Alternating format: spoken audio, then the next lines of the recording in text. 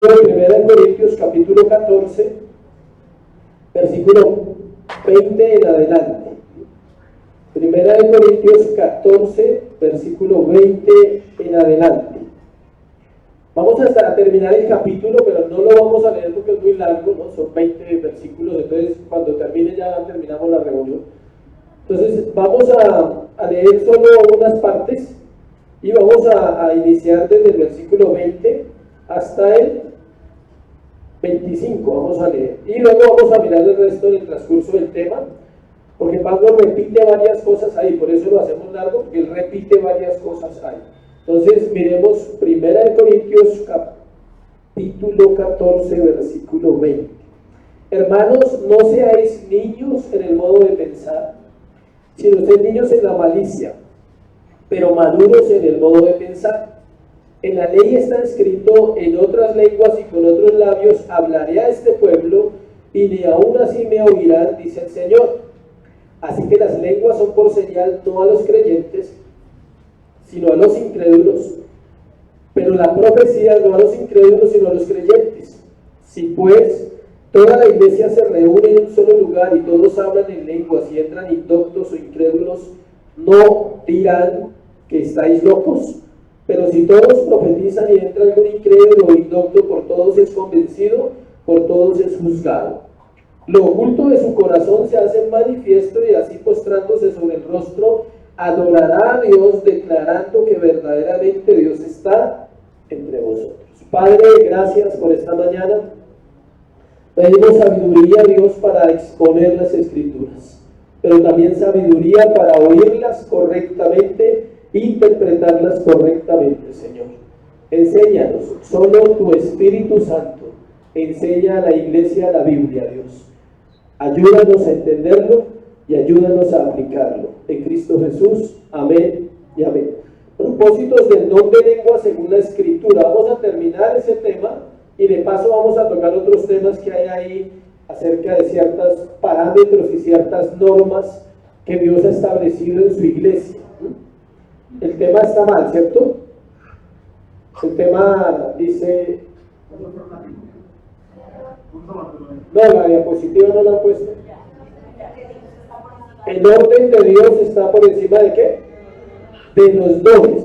El orden de Dios está por encima de los dones. Entonces vamos a terminar hablar del don de lenguas y vamos a mirar otros asuntos de orden en la iglesia, del orden que Dios ha establecido en todas las cosas. Hemos venido hablando del don de lenguas y el de profecía, y hoy continuaremos ahondando en un tema que es importante porque nos guarda de estar errados en la doctrina. Vamos a recordar el contexto en el cual está la iglesia de Corinto otra vez. Todos los tiempos que se predica un libro se debe estar recordando el contexto del libro. Entonces, que era un contexto pagano, lleno de misticismo, lleno de idolatría y lleno de politeísmo, es decir, varios dioses, muchos dioses. Recuerde que en Corinto había un templo donde había aproximadamente 1000 prostitutas que eran políglotas, hablaban muchos idiomas porque era un puerto, y en ese puerto llegaban muchos marineros, muchos barcos de diferentes naciones de la tierra. Por eso ellas se preparaban en ser políglotas para atender a sus clientes bien, digámoslo así. Las prostitutas hablaban muchas lenguas. Entonces de ahí es que Pablo usa el contexto del libro para dedicarse a hablar de las lenguas y a aclarar asuntos acerca de lenguas falsas, lenguas verdaderas, idiomas y todo este asunto. ¿Por qué? Porque había mucho idioma. Era una cultura llena de extranjeros. Se veían de todas las naciones, de Italia, España, Francia. Todos llegaban ahí, toda Europa llegaba ahí a Corinto, era como un puerto para pasar al otro lado, comunicándose con Asia y también con la parte oriente de Israel. Entonces, esto es importante ¿para qué? Para comprender el trasfondo en el cual Pablo está hablando y ubicarnos y discernir bien qué cosas de ahí son para este tiempo, qué cosas no son para este tiempo, para no hacer una mala interpretación. Aparte del amor, Pablo les habló del amor en el capítulo 13, Les deja claro también que la Escritura es la que nos muestra y nos enseña las verdades claramente a nuestras vidas. Y que no importa cuántas experiencias tenga una persona, si no conoce al Padre, al Hijo y al Espíritu Santo como la Biblia nos muestra, sus fundamentos no son correctos. Y esto lo puede llevar a estar pecando y desagradando a Dios. ¿A qué se refiere? Que muchas veces pasamos el cristianismo en una experiencia nomás y no conocemos a Dios. ¿Qué es una experiencia? Tembló, se cayó, se revolcó, gritó, lloró, y eso puede suceder. No estoy diciendo que eso no pueda suceder de una manera tal vez real, a veces donde Dios puede permitir eso, pero no está basado en que eso haga que usted sea mejor creyente. O sea, si alguien se cae todos los domingos, no es mejor creyente. Y hay gente que se acostumbra a ese estilo de cristianismo emocional, donde le gusta poder sentir algo, ¿no? Pero no le gusta cuando le dicen las cosas que debe dejar, debe cambiar. ¿Para qué? Para conocer al Señor. Recordemos algunas cosas que ya hemos visto para terminar. Vamos a cerrar porque aquí empieza otro tema. ¿Cuál? La resurrección de Cristo. Si usted nota, los que han venido seguido, cada capítulo tiene un tema, ¿sí? El capítulo 13 nos hablaba de ¿qué? Del amor. El capítulo 14 de la profecía y las lenguas. El capítulo 15 nos va a hablar de ¿qué? La resurrección de Cristo. Entonces, por eso es necesario cerrar este.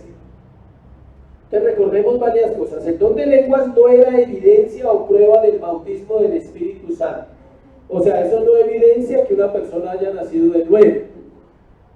Era un don señal para autentificar el Evangelio de Jesucristo. Eso ahorita lo vamos a explicar un poquito más.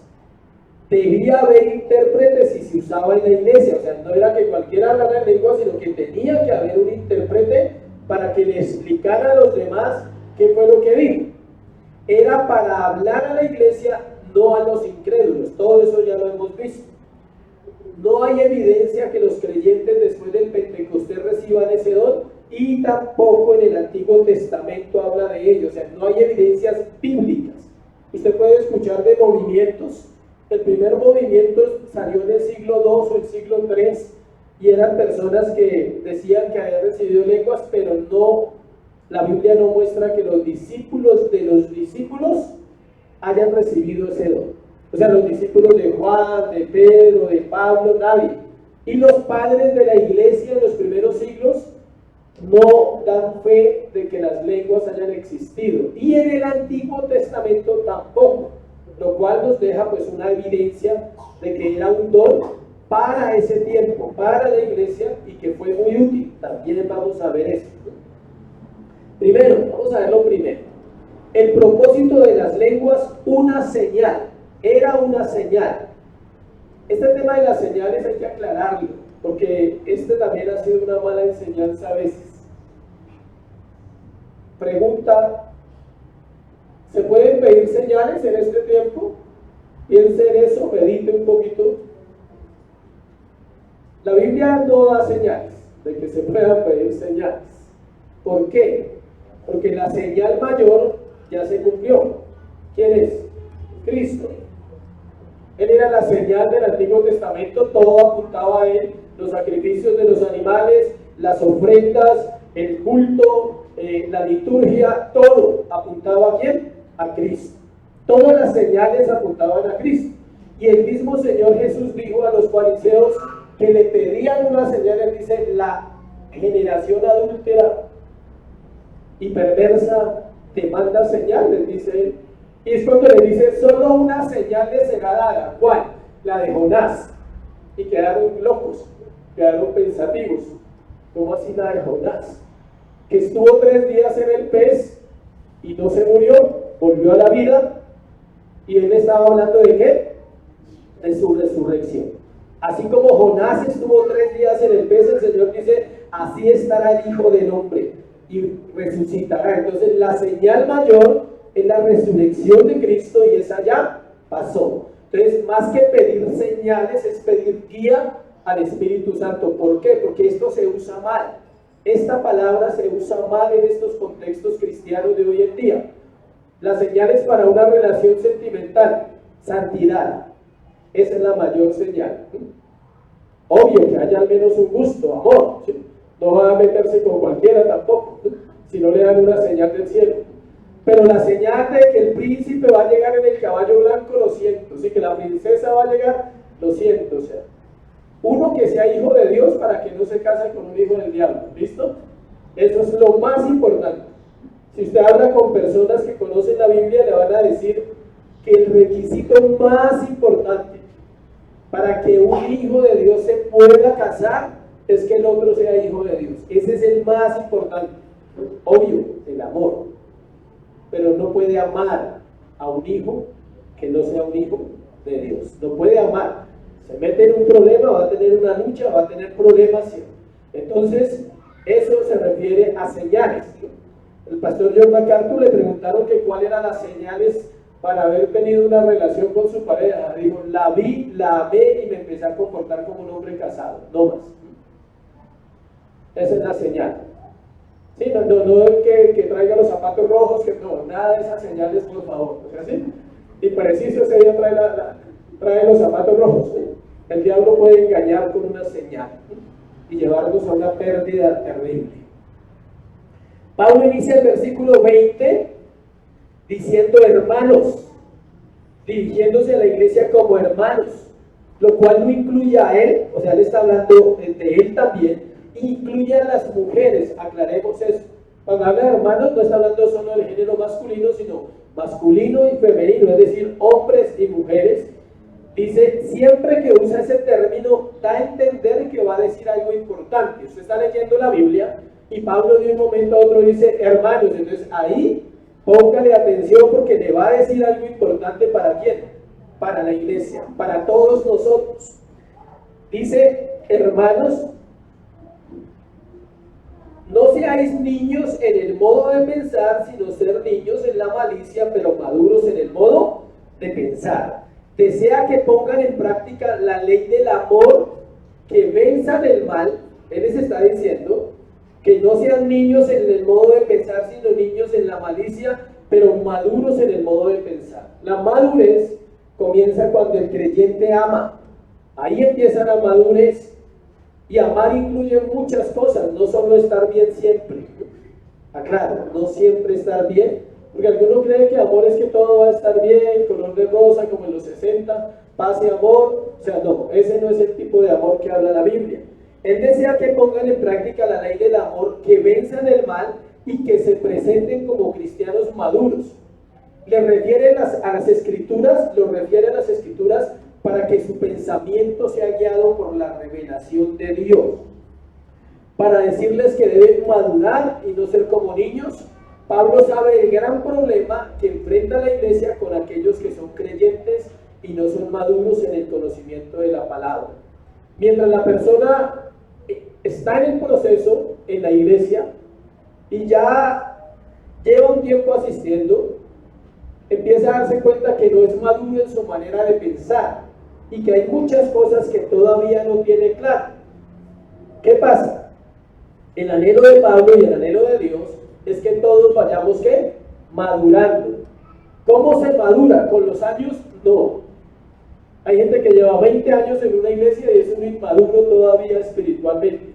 Se madura teniendo el conocimiento, escuche, de la palabra de Dios, teniendo contacto con ella, estudiándola, deseando obedecerla, anhelando que ella sea la que transforma nuestro corazón. Era esa inmadurez la que los llevaba a darle un manejo incorrecto a los dones, aquí en la iglesia de Corinto, y a permitir prácticas que iban en contra de lo que el mismo Pablo había enseñado. Si usted se devuelve un poquito, capítulo 3, versículo 1, de manera que yo, hermanos, no pude hablaros como espirituales, sino como a ¿qué? Como a carnales, como a niños en Cristo.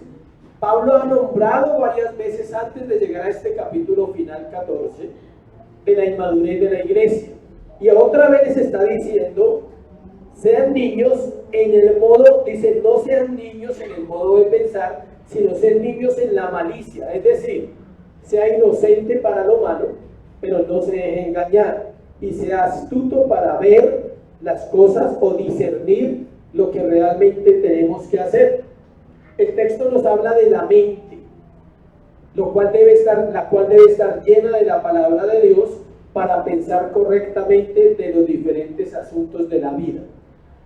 El Señor Jesús dijo algo similar en Mateo 10, versículo 16. Mateo 10, 16. Él dijo algo parecido. Leámoslo para ver qué dijo el Señor Jesús. Mateo 10, 16. He aquí yo os envío como a ovejas en medio de lobos. Sed pues prudentes como serpientes y sencillos como palomas. Note la recomendación que da el Señor Jesús de ser ¿qué? Prudentes como las serpientes y sencillos como las palomas. Prudentes.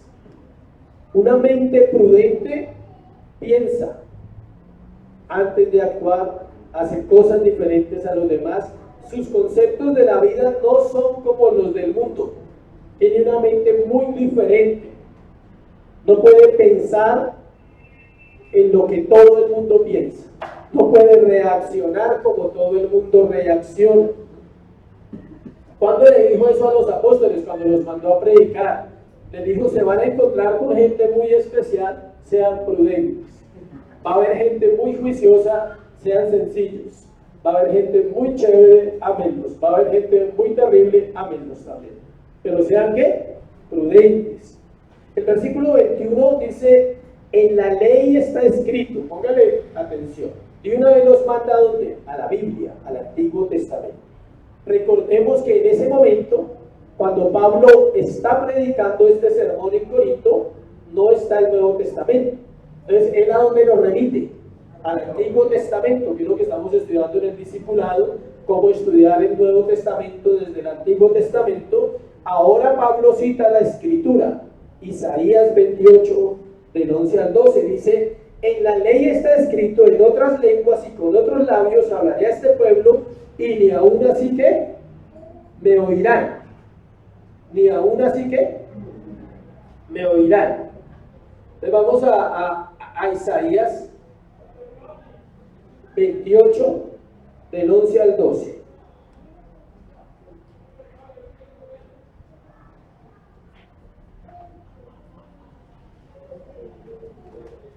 Isaías 28, del 11 al 12. Dice lo siguiente. Dice, vamos a leerlo desde el 10, desde el 9. ¿A quién se enseñará ciencia o a quién se hará entender doctrina? Hace una pregunta. A los destetados, a los arrancados de los pechos, porque mandamiento tras mandamiento, mandato sobre mandato, renglón tras renglón, línea sobre línea, un poquito allí, otro poquito allá, porque en lengua de tartamudos y en extraña lengua, ¿se oye?, hablará este pueblo. Póngale atención al contexto bíblico, donde Pablo está hablando de las lenguas en Corinto, pero él está remitiéndonos al Antiguo Testamento para explicar a qué se va a referir acerca de las lenguas extrañas o las lenguas de extranjeros. Recordemos las palabras que el profeta Isaías habló a Israel en el tiempo en que anunció el castigo de Dios sobre ellos por la desobediencia. Esta palabra es para anunciar un castigo. Israel iba a ser llevado cautivo por los asirios, y los asirios hablaban una lengua ¿qué? Diferente a ellos, y él dice que a través de esas lenguas iba a hablarles y ellos no iban a entender. Pero el asunto es este, escuchen. Este texto de Isaías aparece cuando el profeta lo dijo a los sacerdotes que se emborrachaban y no tenían capacidad para guiar el pueblo. Versículo 1 del capítulo 28 de Isaías. Hay de la corona de soberbia de los ebrios de Efraín y de la flor caduca de la hermosura de su gloria, que está sobre la cabeza del valle fértil de los aturdidos del vino. Los sacerdotes y los profetas del capítulo 28 de Isaías eran borrachos, no tenían discernimiento, no hablaban, no podían hablar, no podían explicar la ley porque su corazón estaba en pecado. Entonces Dios dice, porque ustedes no son capaces de hablar al pueblo, de explicar mis palabras, yo enviaré un pueblo de una lengua extranjera y los cautivará y los llevará cautivos por un tiempo. Lo que está diciendo Pablo es que así como Israel no aceptó la palabra palabra de Dios, porque ellos no aceptaron la palabra de Dios, así también ellos no estaban comprendiendo lo que Dios quería hacer con las lenguas en la iglesia primitiva. Ellos no entendían para qué era el don, querían solamente mostrarlo. Ellos no podían ser enseñados porque no estaban dispuestos.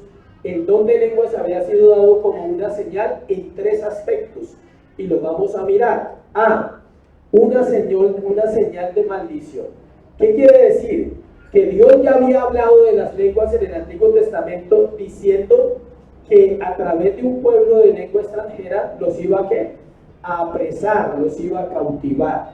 Vemos en el Antiguo Testamento ocasiones en que Dios advirtió a su pueblo por medio de sus profetas que usaría pueblos extranjeros para traer su juicio sobre ellos. Noten que no son lenguas raras, eran idiomas de otros pueblos. Vamos a mirar 3 citas para hablar de eso. Deuteronomio 28:49. Deuteronomio 28:49. Empezando por el capítulo donde se encuentra el versículo, ya entendemos algo, porque ese capítulo habla de ¿qué? De las bendiciones y las maldiciones. 28:49. Mire lo que dice. Dice: Jehová traerá contra ti una nación de lejos. ¿Sí ve cómo encaja la Biblia? Dice: del extremo de la tierra que vuele como águila, nación cuya lengua ¿qué? No entiendas. Ahorita va a ver por qué se conecta con el Nuevo Testamento. El Señor dio una profecía a través de Moisés. Dijo: Dios va a traer de lejos un pueblo que ustedes no entiendan, y ese pueblo lo va a cautivar. Es lo mismo de Isaías 28:9-10. O sea, ¿qué pasa? Que todo el que escribía la Biblia citaba lo que ya estaba escrito, ¿sí? Tomaba partes del Antiguo Testamento.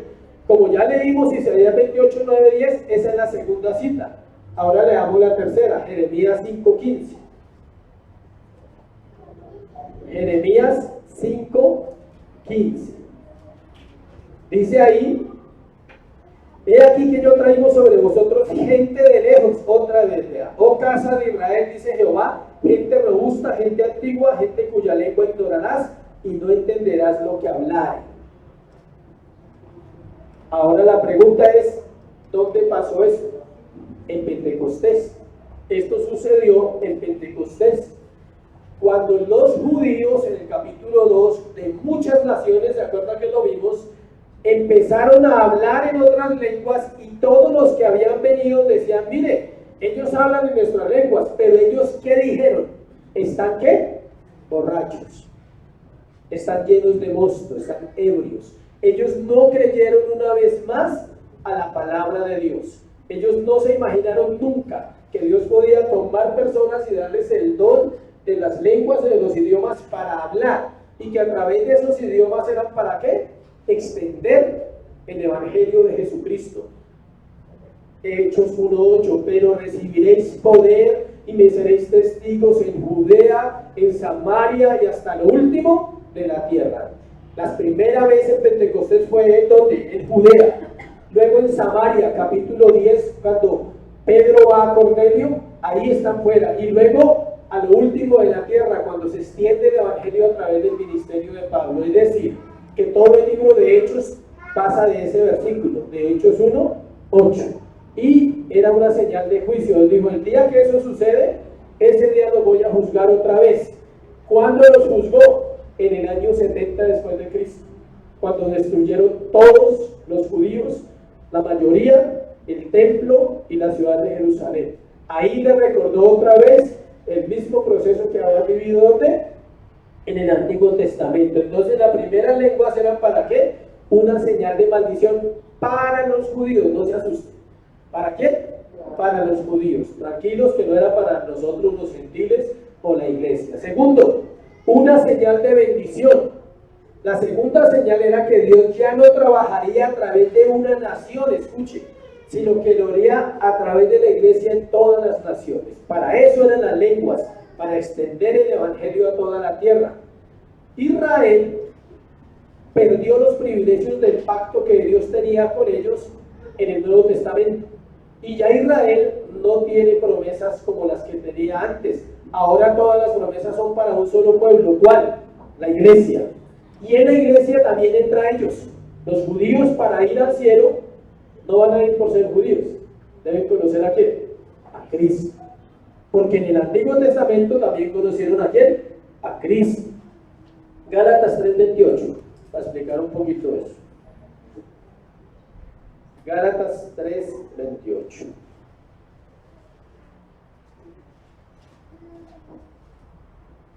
Dice: ya no hay judío, ¿sí ve? Ni griego, no hay esclavo, ni libre, no hay varón, ni mujer, porque todos vosotros sois uno en Cristo Jesús. O sea, ya no hay linajes. Cuando Dios planea la redención, Él quería que Israel fuera el que extendiera todo el evangelio por toda la tierra. Como desobedecieron, Pablo no lo dice en Romanos 11:11, Dios los provocó a celos con nosotros. Dice, entonces como ustedes no quieren, entonces yo voy a buscar otro pueblo y les voy a dar mi evangelio. ¿Y ese pueblo es quién? La iglesia. Romanos 11:11. Digo pues, ¿han tropezado los de Israel para que cayesen? Dice, de ninguna manera, pero por su transgresión vino la salvación a los gentiles para provocarlos a celos. ¿Sí ve? Él dice, ustedes menospreciaron mi palabra, entonces yo se la voy a entregar a un pueblo que la va a valorar. Y ahí es donde viene ¿quién? La iglesia. No quiere decir que ellos quedaron fuera del plan de salvación, no. Ellos siguen en el plan de salvación, pero ahora a través de ¿qué? Del evangelio de Jesucristo. Ya no como antes, que era por un pacto. Ese pacto terminó cuando nos llevó a cautividad.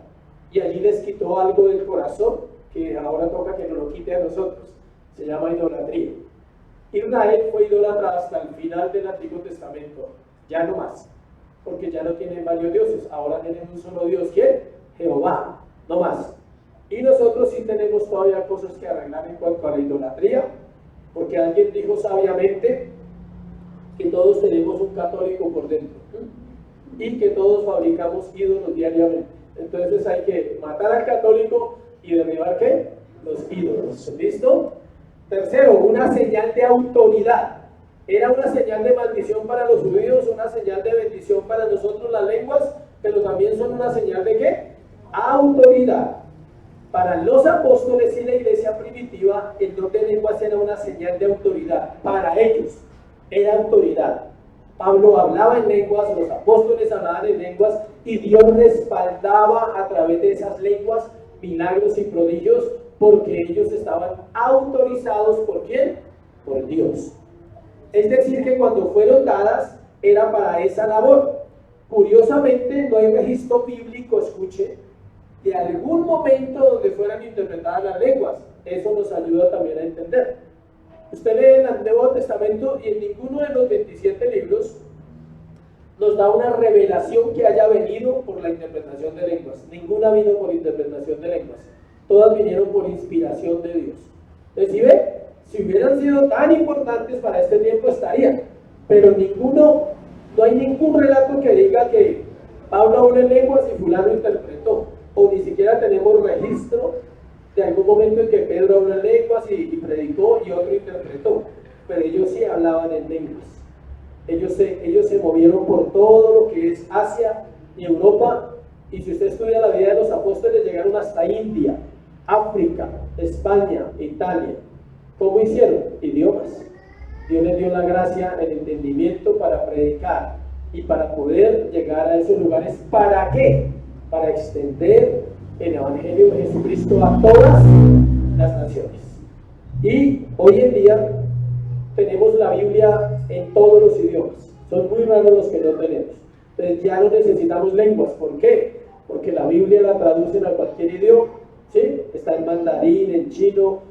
En los indios, los indígenas, también van misioneros, aprenden el idioma, y una de las tareas de un misionero que vaya a una tribu es esa. ¿Sí sabía? Si alguno de aquí algún día el Señor lo manda de misionero a una tribu, puede pasar a cualquiera de ustedes o a nosotros. La tarea principal es ¿qué? Traducir la Biblia, aprender el lenguaje de ellos y enseñarles la Biblia en el idioma de ellos. Entonces por eso ya no hay más lenguas. Así como un viaje que se emprende necesita señales, los que salen a carretera, Cuando llegamos al destino, ya esas señales no nos sirven porque ya las pasamos. Ya se acabaron las señales cuando llegamos al destino. Así las lenguas cesaron porque eran una señal del Evangelio de Jesucristo. Versículo 23 de Corintios, de 14-23. Si pues toda la iglesia se reúne en un solo lugar y todos hablan en lenguas y entra un indocto o incrédulo, ¿no dirán que están locos? Cuando usted entra a un lugar y nunca hay una iglesia y ve toda la gente hablando en lenguas, usted se puede asustar. Es más, puede que no entre. Si todos están en lenguados, usted dice, ¿qué es? ¿Qué está pasando aquí? No, yo me voy de aquí. Mientras que usted entra y escucha hablar normal a la gente, hablando unos de Salmos, otros están hablando de Isaías, otros están hablando de la elección, otros están hablando de la palabra, otros están hablando de la oración, de la intercesión. Entonces dice, esta gente está hablando cosas ¿qué? Importantes, del perdón de pecados. Y por eso Pablo dice, si pues toda la iglesia se reúne en un solo lugar y todos hablan en lenguas, no sirve ni a los indoctos ni a los incrédulos. Pero si todos profetizan y entra algún incrédulo o indocto, por todos es convencido y por todos es juzgado. Él dice, aquí está hablando del pecado, me interesa, porque hay pecado en mi vida. Dice 25, lo oculto de su corazón se hace manifiesto y así postrándose sobre el rostro adorará a Dios, declarando que verdaderamente Dios está entre vosotros. ¿Qué quiere decir eso? Que la palabra de Dios convierte el corazón de las personas, no las lenguas. Lastimosamente hoy en día los movimientos que usan las lenguas lo usan aparentemente, escuchen, aparentemente para que la presencia de Dios descienda. Pero la presencia de Dios no desciende por las lenguas, desciende por su palabra. Donde se expone su palabra, Él está. Donde Dios habla, la gente escucha. Pero deben entender. Si usted no entiende, usted dice, no, pues muy chévere y se sintió algo como así. Pero es algo colectivo, es una fuerza colectiva, no es algo real. Bueno, segundo, Dios pide orden en su iglesia, versículo 26 al 28. ¿Qué hay pues, hermanos, cuando reunís cada uno de vosotros? Tiene salmo, tiene doctrina, tiene lengua, tiene revelación, tiene interpretación. Hágase todo para edificación. Versículo 26. Pablo dice, ¿qué hacen ustedes cuando se reúnen? ¿Se ponen a orar y ninguno entiende? Todos se ponen, oremos en lenguas y ninguno entiende nada. No. Hablan de los salmos, hay una doctrina para enseñar, hay algo para edificar. Y vamos a hablar de algo aquí que es importante. Siempre hemos sabido que hay dos maneras de hacer las cosas. Es decir, una correcta y otra como se nos da la gana. Esa es la verdad. ¿Sí? ¿Estamos de acuerdo con ese concepto? Que hay dos maneras de hacer las cosas. Una, como se deben hacer, otra como a mí se me da la bendita voluntad o a mí me parece que las debo hacer. Y eso está determinado por Dios. Todo lo que Dios ha ordenado en la Biblia tiene un orden. Su salvación, la adoración, la manera de dar, la manera de amar, la familia, la sexualidad, el matrimonio, las finanzas, todo tiene un orden según las Escrituras. Dios no nos dejó un libro para volvernos religiosos. Dios nos dejó un libro para volvernos más como Él, para pensar como Él. Nos dejó alguien decía, nos dejó un pensamiento, ¿sí? Porque la Biblia debe ser un pensamiento de Dios. Es mucho lo que es Dios para pensar que usted solo en la Biblia puede entender todo lo que es Dios. Pero nos dejó una guía para ser más como Él. O sea que todo lo que hacemos los creyentes tiene una razón de ser. O sea, cuando se canta tiene una razón de ser, cuando se adora, cuando se recoge una ofrenda, cuando se predica, cuando se hace un seminario para los que se van a casar, tiene una razón de ser. No es que se nos ocurrió, no, es que la gente que va entendiendo y que va volviendo su corazón a Dios empieza a anhelar ordenar su vida. Empieza a decir, yo necesito ordenar mi vida y quiero hacerlo. Entonces eso hace que la iglesia tenga la responsabilidad de proveer los medios. La iglesia debe proveer los medios para que ustedes adoren correctamente, para que sirvan correctamente, para que den correctamente, para que tengan una familia basada en principios de Dios. O sea, sea que todo lo que hacemos tiene una razón de ser y esto tiene un nombre. Se basa en la ética cristiana cuya medida es Dios y su carácter revelado en la Escritura. ¿Qué es la ética cristiana? Es el carácter de Dios en el creyente. Es hacer las cosas como Él dice. No, es que a mí me pareció, es que yo pensaba, es que yo me imaginé, es que yo entendí. Usted puede decir eso, pero hay una sola manera de hacer las cosas y es hacerlas ¿qué? Bien. Entonces, por eso Pablo les habla a los Corintios de orden, versículo 26. Ya lo leí, ahora 27. Si habla alguno en lengua extraña, sea esto por dos o más tres, o lo más tres, por turno y uno interprete. Imagínense el orden que había en esas iglesias donde Pablo iba, que no era que cualquiera empezaba a hablar. Me imagino que si alguien hablaba en lengua, si no había intérprete, me imagino a Pablo. Yo me lo imagino cómo se ponía. Bueno, ¿usted qué dijo? O sea, ¿qué está hablando? ¿Qué es lo que está diciendo? Tenía que haber alguien que explicara lo que cualquier... Dios me dio una palabra, no falta que decía así. Iglesia, Dios me dio una palabra, listo. Pero en lenguas, listo, no hay problema. Entonces, hay alguno que interprete, sí, entonces ahí estaba el intérprete. Escuche. El intérprete era el que podía demostrar si era verdadero o falso. Y si era de Dios, escuche, era conforme a las Escrituras. No era revelación nueva. Tenía que ser de lo que ellos ya conocían, o sea, del Antiguo Testamento y de lo que habían enseñado ¿quiénes? Los apóstoles. No era inventando ahí un poco de cosas, ¿sí? No, era centrado en la palabra. Entonces, si alguien decía, yo tengo una palabra de Dios en lenguas, pero no hay intérprete, no podía hablar, quédese con su palabra para usted, porque nadie lo va a entender. ¿Sí me estoy explicando? El orden en la iglesia es así, hay un orden. Muchos creen que con venir a la iglesia su vida va a cambiar. Le tengo una buena noticia porque no lo vamos a engañar, y es que su vida no va a cambiar porque venga a la iglesia. ¿Sí les gustan las buenas noticias? ¿Esa es buena o es mala? Es buena porque no les estamos diciendo mentiras, por eso es buena aunque no les guste. Usted viniendo a la iglesia no va a cambiar, se lo voy a repetir. Usted va a cambiar cuando aprenda a hacer las cosas como Dios dijo que debíamos hacerlas. Ahí va a empezar el cambio. Porque si usted viene y escucha, pero usted va y hace como usted quiere, la iglesia no cambia vidas. La Biblia no dice eso en ninguna parte.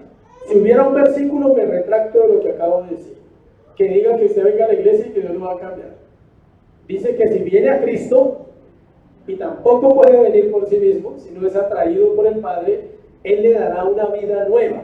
Y en esa vida nueva pondrá su mente, su corazón, sus mandamientos, su palabra, para que usted ande y camine en sus estatutos y aprenda a temerle, a amarle, a adorarle y a conocerle, y pueda ser un creyente normal.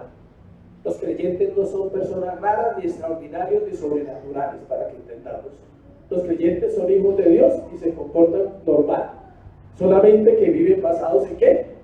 En la palabra. Al contrario, habla de lo que debe haber en el corazón de aquellos que han sido salvos. Cuando él está hablando, ¿qué hay en sus corazones? Salvos, doctrina, palabra, himnos, se reúnen a hablar chévere, porque son salvos y anhelan la palabra. No se reúnen a chismes, a murmuraciones, a críticas, no, a eso no se reúne la iglesia. Se reúne a eso, a hablar de eso. Versículo 27 y 28.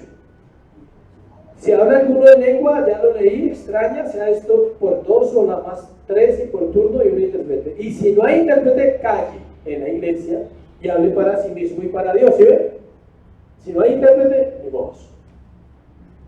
No hay nada que explicar ahí. Pablo dice, si hay lenguas que sean orden y que sea para edificación, y si no hay intérpretes, por ejemplo, alguien que ahorita venga en este tiempo y diga, pastor, yo quiero dar una palabra en lengua, digo, pero hay intérprete. Digo, si no hay, traigo mi intérprete y le dejo hablar, de resto no le dejo hablar. Pero es que Dios me dio una palabra en 8 horas en lengua, pero tiene intérprete, porque nosotros no vamos a entender sus lenguas para nada. Porque hay gente que las tiene y dice que son de Dios y lo asegura y puede pararse acá y puede hablar en lengua y usted dice, wow, tremendo ese idioma. ¿Sí? Pero si no entiende nada, entonces que traigan intérprete, traigan Y escuchen, y esa interpretación tiene que ser tan exacta con la Biblia. Tiene que ser exacta la Biblia. Y si no, ahí hay una mano criminal, dicen por ahí. Ahí hay algo raro, ¿sí? Pablo termina este capítulo dando unas exhortaciones generales respecto a la iglesia en Corinto y respecto a la iglesia de nosotros. Vamos a mirar lo tercero. Orden en la profecía. Del 29 al 33, él va a dar un orden en la profecía. Ya salimos de las lenguas. Listo, terminamos las lenguas hasta aquí. Si alguien tiene dudas, ore en lenguas. No, mentiras. Si alguien tiene dudas, con mucho gusto, en serio, porque yo sé que es un tema para algunos difícil, estamos para servirles en las preguntas que ustedes tengan. Orden en la profecía. Versículo 29. Asimismo los profetas hablen 2 o 3 y los demás juzguen. ¿Sí ven? Hay un orden, entendiendo que este don sí está vigente. Este sí está vigente. Pero no es a lo loco que cualquiera puede ir a la iglesia, ir al púlpito y decir, yo quiero dar una palabra que el Señor me dio. Se la puede haber dado, pero debe haber un orden. ¿Qué es la profecía entonces? Hablar la palabra de Dios. ¿Dónde está la profecía? En la Biblia.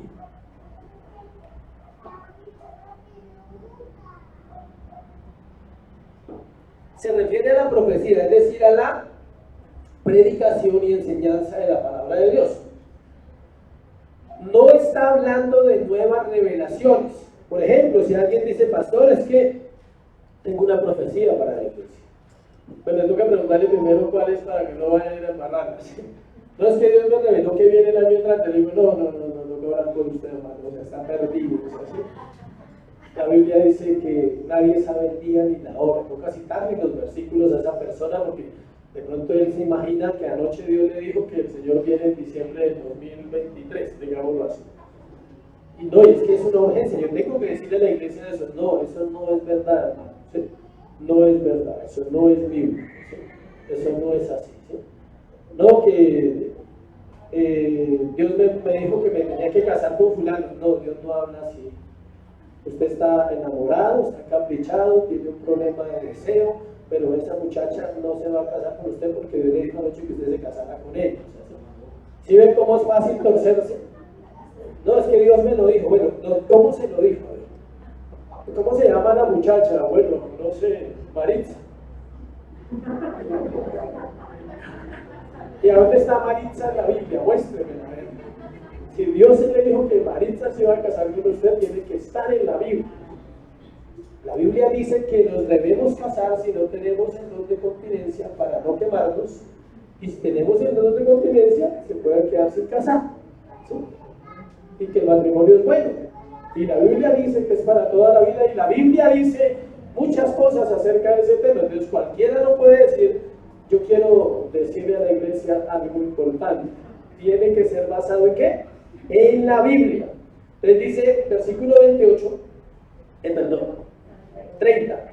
Y si algo le fuere revelado a otro que estuviere sentado, calle el primero. O sea, ¿sí ven? Si alguien está hablando y otro recibe una palabra, entonces viene y habla. Eso sí pasa en una reunión donde uno puede darle lugar a un pastor porque él quiere compartir un mensaje a la iglesia, pero un mensaje sano, un mensaje basado en la palabra. Y de hecho esto ya no sucede casi de esa manera, porque ahora se invita a un pastor, él comparte la palabra, y yo no voy en medio de la predicación que le está diciendo, tiene que Dios me dé una palabra, o sea, yo no lo voy a interrumpir, eso es un irrespeto, ¿no? Entonces, note que esto no es tan fácil de explicar ni de entender. La palabra habla por sí sola. Entonces, no está hablando de nuevas revelaciones o algo así. Todos podemos aprender cuando hablamos de la palabra de Dios. Todos podemos aprender. Versículo 32. Los espíritus de los profetas están sujetos a los profetas. Esto es muy importante. No eran personas raras. Eran hombres coherentes con lo que hablaban y cómo se comportaban. No cambiaban la voz, no temblaban ni tumbaban a la gente. O sea, ellos no eran de ese tipo. Eran hombres normales. O sea, predicaban, hablaban la palabra de Dios, lo que Dios les había dado, pero ellos no, dice, los espíritus están sujetos al profeta, es decir, que tiene dominio propio, que él sabe cuando Dios le dio una palabra a los profetas, ellos sabían que Dios iba a dejar que la hablara, no se iba a quedar en el corazón de ellos porque venía de parte de Dios. Entonces no estaban buscando ni púlpito, ni palco, ni ser famosos, simplemente el Señor los guiaba a hablar en algún momento, así dice el Señor, para su pueblo, para la iglesia, o para Israel en el momento en que hablaban los profetas del Antiguo Testamento. Entonces, no eran personas que estaban haciendo fila para que los dejaran hablar en una iglesia, no, ellos hablaban la palabra de Dios porque estaban muy convencidos de su llamado. Versículo 33, pues Dios no es Dios de confusión, sino de paz, como en todas las iglesias de los santos. La iglesia debe tener un orden, por eso hay un horario de reunión. Imagínense que uno les diga, nos vemos el domingo, ¿a qué hora? A la que usted quiera, no hay problema. A algunos les encantaría ese horario, el que usted quiera. Ahí vamos a estar y le predicamos de a uno. Si usted llega a las 8 le predicamos a usted, y otro que llegue a las 3 también le vamos a predicar a las 3. Imagínense donde fuera así. O que no hubiera un pastor, entonces ¿quién va a predicar? El que quiera, pase ahí y predique. Cualquiera predique. ¿Sí ve por qué es tan importante un orden en cosas que uno ve a veces tan cansonas? Y ese orden se extiende a todo, a las naciones, a la sociedad, a la familia. Acuérdense que Dios estableció el Estado para que el Estado proteja a las personas. Y usted dirá, uy, pero estamos en el peor. O sea, no estamos en el peor estado. Me refiero a Colombia, no sé cómo estará su estado en este momento, pero me refiero a que no estamos en el peor estado. Todos los estados son similares. Hay normas, leyes civiles, hay una parte judicial que cumplir, y eso está establecido por Dios. Le voy a dejar una pregunta para que piense y no se vaya a confundir. ¿La pena capital o la pena de muerte es aprobada por Dios? No vaya a responder. Dentro de poco hablaremos de eso.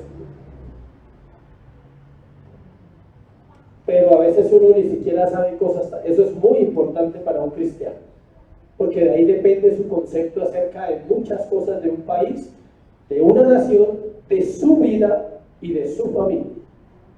Dios aprueba la pena de muerte. Piense eso. Por ejemplo, vamos al final. Cuarto y último, otras normas en la iglesia, versículo 34, versículo 39. Aquí tenemos una norma, pero no vino hoy, la de Suba, ¿no? Pero aquí vamos a hablar de otras normas en la iglesia. ¿Listo? Versículo 34. Pues las mujeres callen en las congregaciones porque no les es permitido hablar, sino que estén sujetas, como también la ley lo dice. Y si quieren aprender algo, pregunten en casa a sus maridos, porque es indecoroso que una mujer hable en la congregación. ¿Acaso ha salido de vosotros la palabra de Dios, o solo a vosotros ha llegado? Si alguno se cree profeta o espiritual, reconozca que lo que os escribo son mandamientos del Señor. Mas el que ignore, ¿qué? Ignore, o sea, hágase loco si quiere, dice Pablo. Si usted quiere ignorar la Biblia, ignore. Pablo dice, el que ignora, pues ignore. Así que, hermanos, procurad profetizar y no impidáis el hablar en lenguas, pero hágase todo decentemente y ¿qué? En orden. Pablo ahora habla de algo que causa polémica en la iglesia, porque se ha interpretado mal y hay cosas claras que tienen sustento y otras no. Por ejemplo, el hombre es la cabeza. No lo dice Pablo en Corinto, lo dice Dios en Génesis. Dios estableció al hombre, luego hizo la mujer, y el padre y la madre son cabezas de la familia. Y esto está basado en un modelo bíblico. ¿Es quién? El Padre, el Hijo y el Espíritu. El Padre, el Hijo y el Espíritu. ¿Quién es la cabeza de la Trinidad? El Padre. Pero escuchen, hombres, bien con atención esto. El Padre es la cabeza de la Trinidad, pero Él es más que Jesús y más que el Espíritu Santo. No, son coiguales. Así pasa con el hombre. El hombre es cabeza de su familia, pero él no es más que la esposa ni más que los hijos. ¿Claro? Para los hombres, a cada uno lo que le toca. ¿Sí? Sí, porque el hombre se crece, uff, yo soy la cabeza aquí, yo mando. ¿Sí? Pero le pongo el ejemplo más claro, que es el de la Trinidad. Una cabeza, el Padre. Pero el Padre no es más, aunque es el Padre, Él no es más que el Hijo y el Espíritu Santo, y lo podemos demostrar bíblicamente que los tres son llamados Señor, los tres son llamados Dios, los tres están en la salvación y los tres trabajan unidos. ¿Sí me explico? Entonces, el hecho que el hombre sea la cabeza no es más que su esposa y sus hijos, solo que necesitaba la familia una cabeza. Y Dios quería un patrón como el que Él tiene, lo traslada a la familia. Ahora viene el otro asunto.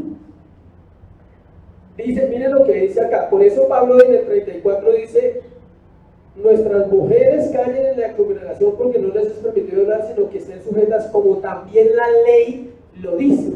La ley. O sea, Pablo no está diciendo que él trajo un nuevo mandamiento en el Nuevo Testamento. No.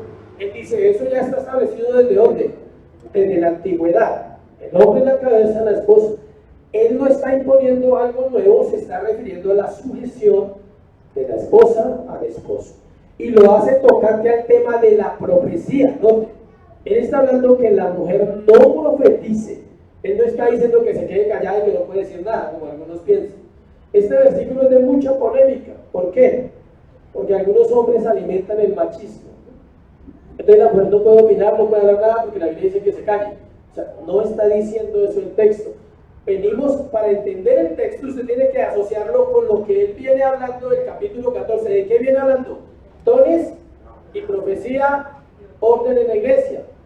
Él está diciendo el hombre es la cabeza en la iglesia. Él es la cabeza. Y él es la autoridad. Pero él no está diciendo que ella no tiene opinión. Las mujeres pueden ser maestras, pueden enseñar en escuelas, pueden predicarle a las mujeres, pueden enseñar de muchas maneras en la iglesia. Pero deja claro Pablo que el hombre es la cabeza, ¿dónde? En el ministerio de la iglesia. Y eso vuelvo y le digo, eso no lo hace usted más, al contrario, le pone más que responsabilidades. Pablo está mostrando aquí no solo un problema en la iglesia, sino en la sociedad y la cultura. Lo que vemos hoy no es lo que Dios ha establecido para las familias y los hogares. A causa del pecado del hombre en general, los papeles de los hogares se han invertido y los hombres han dejado de ser cabeza. Si usted estudia, ¿cuándo comenzó esto? Les tengo la noticia. Comenzó hace 100 años, no más. Hace 100 años comenzó el problema del feminismo y el problema de los roles se invirtieron. Desde para atrás no había tanto problema en eso, pero de hace 100 años, desde 1920, en España, en Europa, empezó todo lo que son los movimientos femeninos y empezaron a salir una cantidad de cosas que han tergiversado el orden de la familia. Pero el orden de la familia sigue siendo el mismo, aunque las sociedades no les guste, aunque a las mujeres no les guste, y escuchen, aunque los hombres tampoco quieren asumir ese papel. O sea, no es un problema de la mujer, estoy aclarando. ¿Es un problema de quién? Del hombre. El problema que tengamos mujeres cabezas de familia y cabezas en los hogares no es un problema de las mujeres. ¿Es un problema de quién? De los hombres. Ahí nos toca a nosotros. ¿Por qué? Escuchen. Vamos para los jóvenes. Por eso vemos una generación destruida con jóvenes sin identidad, perdidos en pecados, sin conceptos claros acerca del amor, del matrimonio, de la sexualidad, jóvenes hombres que ni siquiera piensan en casarse porque no quieren compromiso con nadie. Y esta mañana leía algo para mi tema y decía que cuando un joven creyente rehúsa a casarse está pecando. La única manera para que rehúse a pecarse es que tenga el don de continencia. Y eso lo lleva a consagrar su vida a Dios y Dios lo va a honrar. Voy a explicarle un poquito qué es el don de continencia de lo que aprendimos esta semana en materia. Es que no tiene luchas con las mujeres, sencillo. O sea, si es joven y tiene la mínima lucha, vaya orando, ¿sí? Porque se puede quemar. O sea, él no lucha. El que tiene el don de continencia, él ve a una mujer y la ve como la hermana o la mamá. Ese es el don de continencia. Es un privilegio, por eso no lo tienen todos los hombres. De hecho, son re escasos los que lo tienen, re escasos. O sea, a veces no hay uno en una congregación, en serio.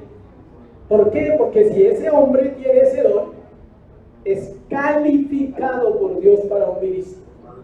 Porque él no tiene la lucha principal que tienen todos los hombres. ¿Cuál? La moral, el adulterio, la fornicación, las miradas, la lujuria, la lascivia. Esa es parte de la naturaleza del hombre. Por eso, cuando habla de eso, hay mucho que estudiar. Cuando él dice que esos hombres son los que llaman eunucos. Es como si no tuvieran aquello. No sienten nada. ¿Sí? Él vino una jovencita y la ve como la hermana. Y viene una mujer adulta y la ve como la mamá. Imagínense, qué privilegio para esos hombres no tener esa batalla. Y ellos son productivos en el ministerio. ¿Por qué? Porque no tienen a quien darle cuenta, no van a necesitar criar hijos, no van a necesitar casarse. Y la Biblia dice que el hombre casado se ocupa de las cosas del mundo para estar con su esposa, y la esposa se ocupa de las cosas del mundo para estar con su marido. Y como él es soltero, pues se ocupa de las cosas ¿de qué? De Dios. Tranquilas que también las mujeres tienen el don. Y hay más. En el hombre es más escaso. En la mujer contaba el pastor un testimonio de 3 mujeres que son solas. Y él dice, ellas trabajan más que cualquier ministro de los que hay en la iglesia. Están comprometidas. ¿Por qué? Porque no tienen nada más. No tienen que llegar a la casa, cocinar, hacer cosas, nada de eso. ¿Su vida es para quién? Para el Señor. Ahora surge la pregunta, ¿tienes el don? ¿O es hora de empezar a orar? ¿Sí? Es hora de empezar a clamar. En los judíos, los jóvenes, 13, 14, 15 años, los casaban en la época de la Biblia. 13, 14 años. Escuche, porque ya estaban preparados para el matrimonio. Los preparaban desde niños para el matrimonio. Y eran matrimonios para toda la vida con una sola mujer. ¿Sí ven? Entonces sí funcionaba. Pero ¿dónde está el problema? En la sociedad. ¿Dónde está el problema? En los hombres, en los padres, madres y padres que no hacen el trabajo con sus hijos. Señoritas que no quieren tener hijos, porque se le daña 90, 60, 90. Se le daña, o sea, las estrías, o por no desperdiciar su juventud cuidando niños. Qué pereza, ¿no? Cuidar niños. Todo esto viola los mandamientos de Dios. Todo esto que estamos hablando va en contra de los mandamientos de Dios. ¿Por qué? Porque Dios estableció un orden para su tierra, para su pueblo, para sus hijos. Y más, escuchen, más nosotros que somos creyentes. Si una persona del mundo no quiere casarse, es entendible. Y una muchacha no quiere, tampoco, listo. Pero en la iglesia deben los padres hablar de eso con sus hijos, que deben organizar su vida, que no deben estar pecando. Que día un pastor, entre comillas, compartió una imagen en Facebook que decía que las mujeres tienen que operarse para no abortar, ¿sí? Hacerse una operación para no abortar. Y yo le dije, esa no es la manera. Esa no es lo que dice la Biblia. Pues es un pastor. Según las escrituras, lo que dice es que debemos ser santos y no vivir durmiendo con uno y con otro y pecando las muchachas y los muchachos para caer en fornicación y quedar embarazadas. ¿No dice eso la Biblia? La Biblia no dice opérese para que duerma con hartos y no quede embarazada. No dice así. Entonces, le repliqué porque era un pastor. Por eso le repliqué el comentario. Dije, no señor, la Biblia dice esto. ¿Sí? La Biblia dice que el sexo es bueno dentro del matrimonio. La Biblia dice que los hijos son buenos porque son bendición de Dios. La Biblia dice que el hombre, si no tiene don de continencia, es mejor que se case, para que no esté quemándose, ardiendo. Pablo no está menospreciando a la mujer en este pasaje. Pablo está recordando el orden divino. El hombre debe ser quien enseña a la esposa y a las hijas la palabra de Dios en su casa. Versículo 36. ¿Acaso ha salido de vosotros la palabra de Dios? ¿O solo a vosotros ha llegado? Esto es fuerte lo que les dice Pablo a los Corintios. O sea que ustedes son los que escribieron la Biblia, les está diciendo, ¿no? ¿Acaso la Biblia salió de ustedes? Ese es el reclamo. Él les dice, por eso hace una pregunta, ¿acaso ha salido de vosotros la palabra de Dios? O sea, ¿acaso fueron ustedes los que establecieron los principios divinos que Dios ha establecido para que ahora vengan a cambiarlos? Y luego les dice, ¿o solo a vosotros ha llegado? ¿O es que ustedes se creen únicos, que son los únicos, valga la redundancia, que conocen la verdad? Porque habían otras iglesias. Dios si viene de Dios, si la palabra de Dios, si este libro, usted dice y habla que es la palabra de Dios, entonces obedezcamos. Si usted cree que la Biblia no es la palabra de Dios, no tiene por qué obedecer. Pero en el momento en que usted dice en su mente y en su corazón que la Biblia es la palabra de Dios, quedamos comprometidos ¿para qué? Obedecerla. También pregunta, ¿cree que es solo para ustedes? O sea, ¿creen que ustedes son los únicos que tienen el conocimiento? No, hay miles de siervos en la tierra, millones de personas que son obedientes a Dios, solo que han pasado procesos. Versículo 37. Si alguno se cree profeta o espiritual, reconozca que lo que os escribo son mandamientos del Señor.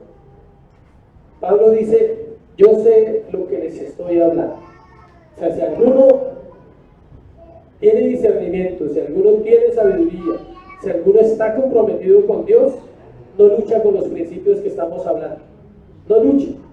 Si usted lucha con alguno de los principios que Pablo está dejando ahí, como el orden de una familia, el orden de una sociedad, las palabras para jóvenes, las palabras para señoritas, tiene que revisar si conoce a Dios o no lo conoce. Pero si usted tiene sabiduría, conoce al Señor y sabe quién es Él y lo que dice la palabra, usted solamente dice sí. Ahí estamos bajo esa palabra. En Dios no hay confusión, su palabra nos aclara todas las cosas. Él no dice un día una cosa y mañana otra. Habla algo y cambia de opinión. No, ya me arrepentí, ahora que la mujer sea la cabeza. No funcionó con esos dos hombres. No, él dijo en Génesis y sigue en pie, y él también le dio al hombre un nivel de responsabilidad diferente. Es una cuestión de roles y no es una cuestión de superioridad. Recordemos las palabras del Señor Jesús en Mateo 24:35. El cielo y la tierra pasarán, pero mis palabras no pasarán. Y en Apocalipsis al final dice que si alguien añadiere algo a la Biblia, que sea cortado del libro de la vida. Y si alguien le quitare el libro de la vida, que sea cortado también de ese libro. Entonces, no podemos inventar y no podemos pelear contra los principios que Dios ha establecido, porque son para nuestro beneficio. Debemos lidiar con nuestra naturaleza pecaminosa, que es la que se resiste al orden divino. Dios ha establecido un orden para la vida del ser humano. Ese orden es que vivamos para glorificarle. Mientras no lo hagamos, no habrá paz en los corazones, no veremos el cumplimiento de su palabra de una manera personal. Escuche, pero siempre será porque no hacemos lo que la Biblia dice. O sea, si hay una lucha en su corazón en esta hora, tiene que pelear con la Biblia y tiene que pelear con Dios, no con el predicador. Yo tengo que decir lo que la Biblia dice, y la Biblia nos enseña esos parámetros, que hay un orden para las cosas. Hay un orden para la crianza de los hijos. Si usted no los cría y los educa como dice la Biblia, va a tener problemas. Y fue algo que me dolió mucho, cierro con eso. Algo que confrontó mi vida profundamente esta semana fue lo que aprendimos en la materia, que decía el predicador que hay heridas que quedan para siempre. Solo se sanarán cuando usted se encuentre con el maestro. Y son aquellas que quedan de no haber hecho bien la tarea con nuestros hijos cuando eran pequeños, a los que ya tenemos hijos adultos. Si no hicimos bien la tarea, no hay nada que hacer, solo clamar por misericordia, solo pedirle al Señor que ellos estén en su plan de elección, y Dios sea el que haga que esos jóvenes vuelvan el corazón al Señor. Y si tú tienes hijos pequeños, en unos años quizás no te estés lamentando y quedando con heridas que a veces hacen difícil el proceso cristiano. Dios lo sana a uno, pero es claro que no hay nada que hacer. Ya no se puede devolver el tiempo. Pero no estoy hablando para que ahora vaya a quedar culpable, sino le estoy hablando para que si tiene hijos pequeños, haga lo correcto. Grandes, fórmese, que ellos vean ahora un hombre y una mujer diferente al que los maleducó, al que les enseñó mal.